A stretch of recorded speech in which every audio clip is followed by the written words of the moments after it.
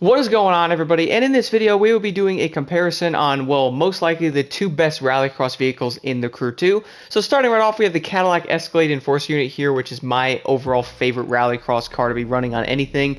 Now this thing is really good. I have not seen a lot of people be using this thing in leaderboards or any of the summit races for that matter. Most people are running the Mitsubishi, which is all the way over here in the end for me. This car right here, the Lancer WRC05, this car is incredibly good as well. This is what I'm pretty much seeing everybody running, is this and the Cadillac. Now, I would say these two are the two best vehicles you guys want to be going after and using in the Crew 2. These cars are absolutely amazing. I'm going to do a race in each one, talk about them a little bit and things I like about both vehicles, and, well, some things I like about the Cadillac more than this, because personally, that is indeed my favorite Rallycross vehicle. And I don't really see a lot of people run this truck, which is kind of weird, because this thing is so incredibly good. So I'm going to do this race with both vehicles here. So I am running the Cadillac Enforcer unit. So when it comes to the Rallycross class, guys, this class obviously is pretty dang competitive. We've all been noticing a lot more of Rallycross type races coming up in summits, and while having a great vehicle to do these races with is something I'm sure everybody is looking for. Funnily enough, I haven't seen the Escalade used that much in races. I actually really haven't seen anybody really run this truck.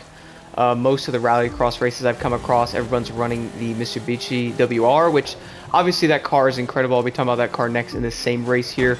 But for me, the reason why I like the Cadillac so much is the stability of this truck is incredible. Obviously, the speed is great on this thing as well. You can pretty much hit a top speed run with it right here.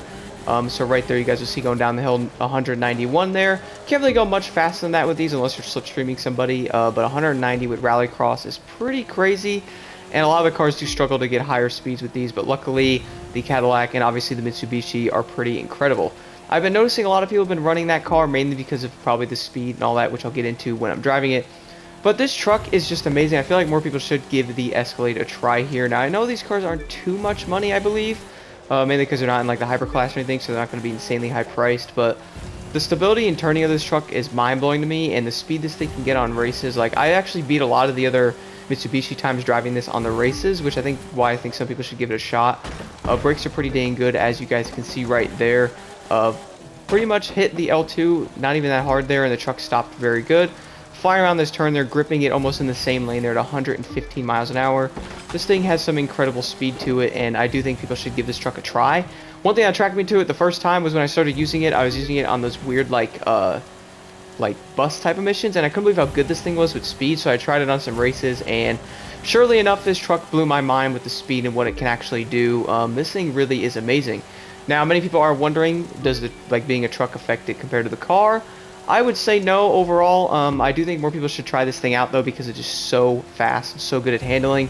One thing we all look for in Rallycross and race in general is a car that has good stability and doesn't, like, lose itself in turns or is, like, really unstable. Looking at some of you, Lancia, some of those cars just do not handle themselves very well. And that's where the Mitsubishi and the Cadillac really destroy those.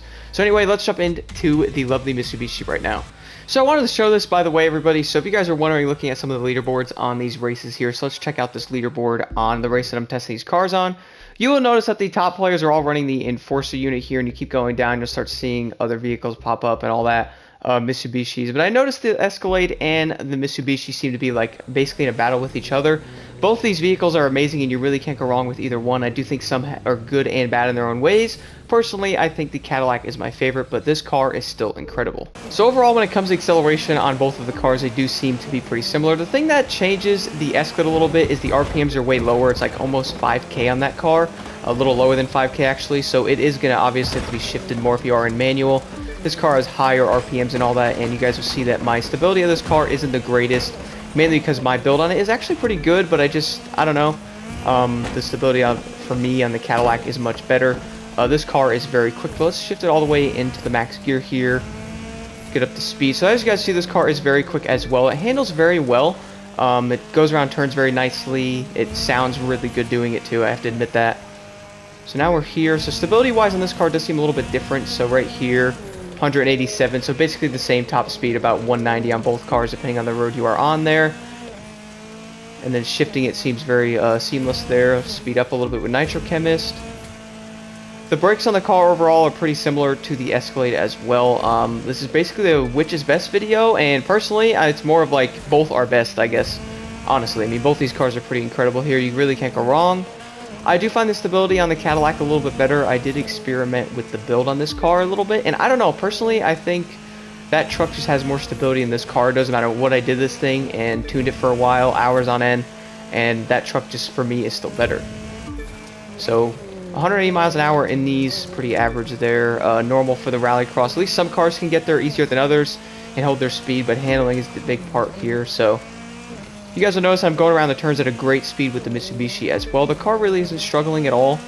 This car is incredible. Like, I see a lot of the, when it comes to summits, I see a lot of the people drive this, and then obviously the Enforce unit is used as well. Funny thing enough is when I was actually using that truck in one of the races, I was the only person that was in like the top 30 with that truck, and everything else was a Mitsubishi.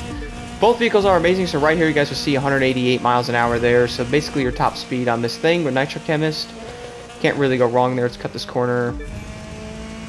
Let's go flying here so if I can get to that finish line quick.